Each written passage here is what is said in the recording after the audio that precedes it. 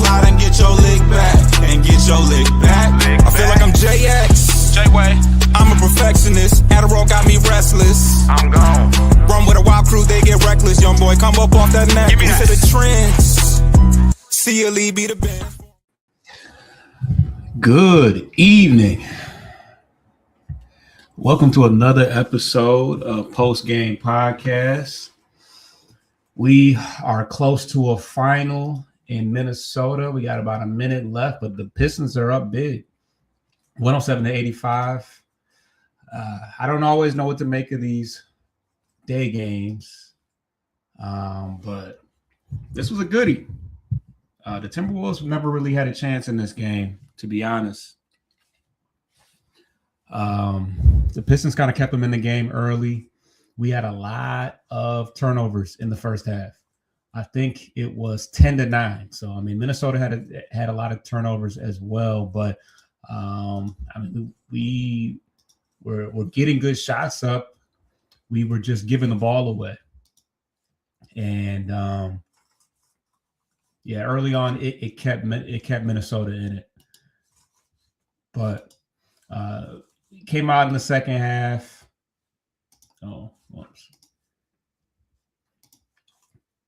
We just came out in the second half and shut them down. They entered the game without Anthony Edwards, without Ayo Dosunmu, without McDaniels. So, three good players, but the Pistons are not without their own set of absences. So as far as I'm concerned, it was nearly even. They still had Julius Randle, they still had Rudy Gobert, Bones Highland, Mike Conley. They had some Dante DiVincenzo. I mean, he's the only one that seems to have showed up today for them. He knocked down. I mean, he was only 7 of 18, but he knocked down his fair share of threes to kind of keep them above water. But ultimately, good effort on both ends of the floor. Tobias Harris had it going early. Kind of a quiet game for Jalen Duren. Let's pull up how many points he had. 10 points for the entire game. So, quiet game for him. Quiet game for Dennis Jenkins up until the end when he started taking off late in the game. CJ Woods in the building. Dennis Jenkins was pretty quiet up until the very end of the game. Another good game from Paul Reed, as he does so well.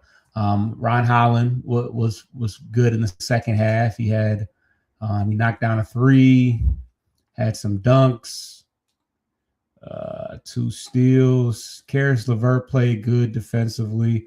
Another good game from Herter. Got a final 109-87. I've got the bench in for some minutes at the very end of the game. But pretty balanced. Nobody had the leading scorer of the game was Tobias Harris. He did a really good job on Julius Randle. Let's pull up Julius Randle's stats. He finished with 11 points, 2 of 13. That was a big matchup for us.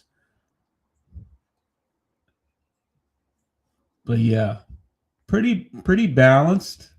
Duncan had 10. Duren had 10.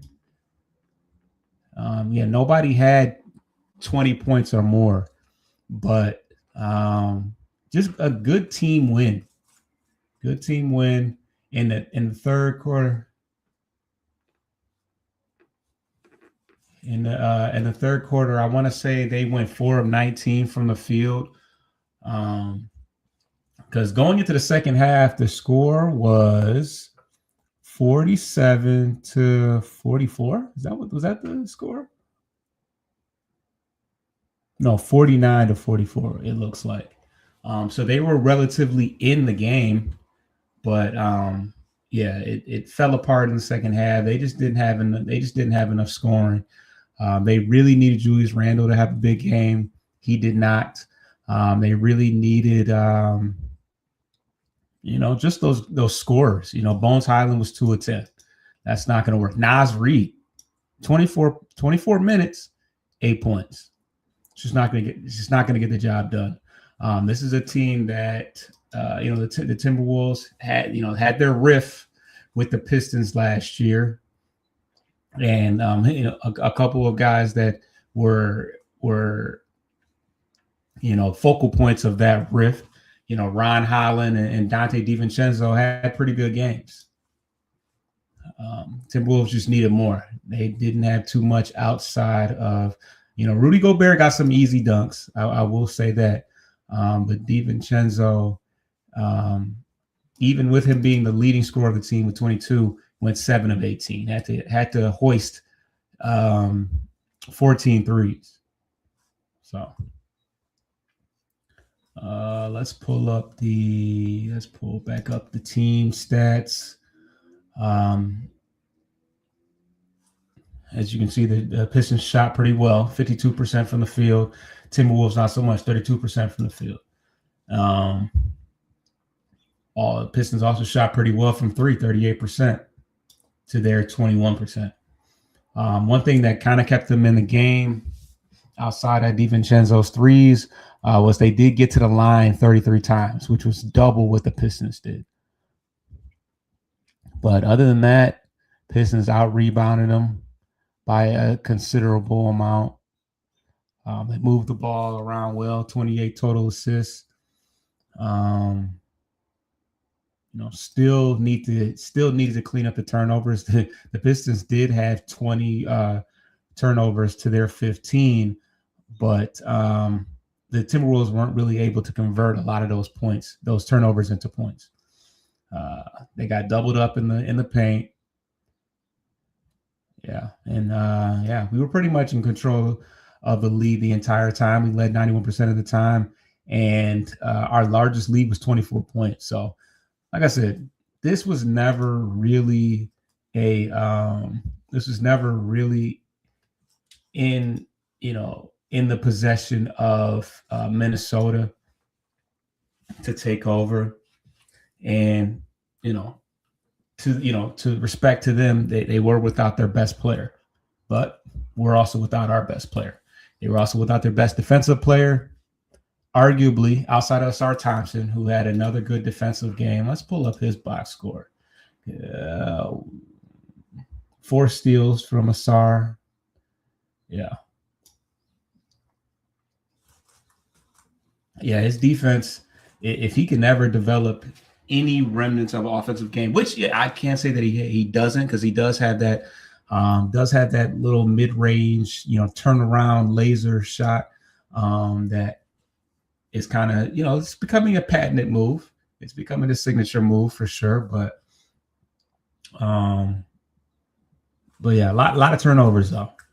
He had, Duran had 3. Asar only had 1. Holland had 4 though. Those guys have all the athleticism in the world, have all the defense in the world. If that shot ever develops, that's going to be problems for the league, no doubt about it.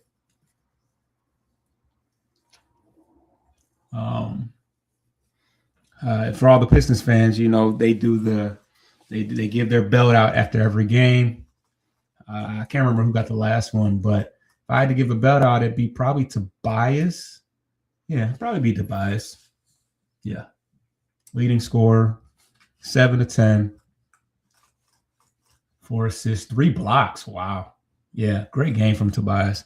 Good week for him overall. I want to say he had a couple of really good games. He had a game-tying shot against Atlanta a couple, earlier this week, but all in all, he stepped up offensively when the team really needed him. And, I think I already talked about this, but Cade is back to non-contact basketball activities. So is Isaiah Stewart. We should see Isaiah Stewart very soon. Let's pull up our schedule.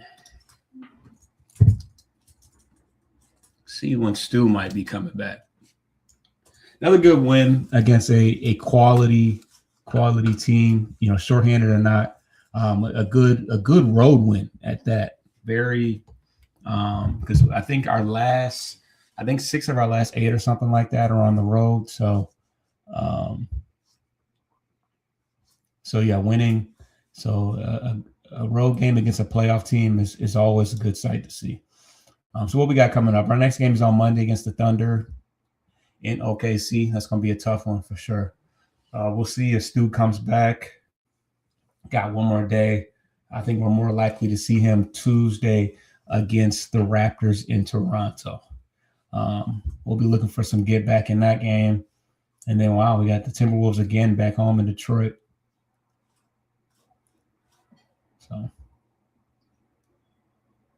So yeah, good win, good balanced team effort. The defense, as usual, set the tone for us. But yeah, we won that one pretty handedly. Subscribe to the channel. Pull that up for y'all. Subscribe to the channel. I try to recap as many games as I can. Monday we'll be doing a Central Division show. And good win for the Pistons. Final score, one more time for those that missed it, was 109-87. Yep, 13 plus 9. What's that? 22. 22-point victory. Not bad. We almost beat Atlanta. But it's your boy Foster Child. I'm out. Get your lick back. If a nugget do something, ain't no chit chat. Better stay up.